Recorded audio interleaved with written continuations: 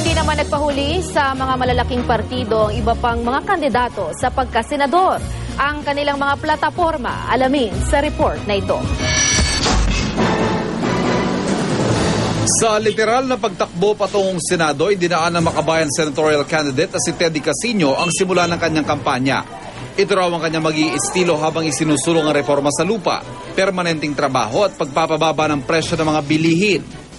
Nag-motorcade naman ang independent candidate na si dating Puerto Princesa Mayor Edward Hagedorn patungong Santo Niño Church sa Tondo, Maynila, kung saan binasbasan siya ng pari. Kasama ni Hagedorn ang ilang beauty queen na suportado raw ang kanyang plataforma para sa pangangalaga sa kalikasan. Kasabay naman ang pagtugtog ng banda, sinimula ng independenting senatorial candidate na si Samson Alcantara ang kanyang kampanya sa labas ng opisina niya sa Maynila. Bilang isang guro at abogado, isusulong daw ni Alcantara ang kapakanan ng mga guro at ang pagbuwag sa mga political dynasty. Sa Bulacan Capitol Gym naman nililunsad ni Brother Eddie Villanueva ng Bangon Pilipinas ang kanyang kampanya. Sisikapin daw niyang maiangat ang paumuhay ng mga Pilipino na pag-iiwanan daw sa kahirapan sa kabila ng pag-unlad daw na hatid ng daang matuwid ng Administrasyong Aquino.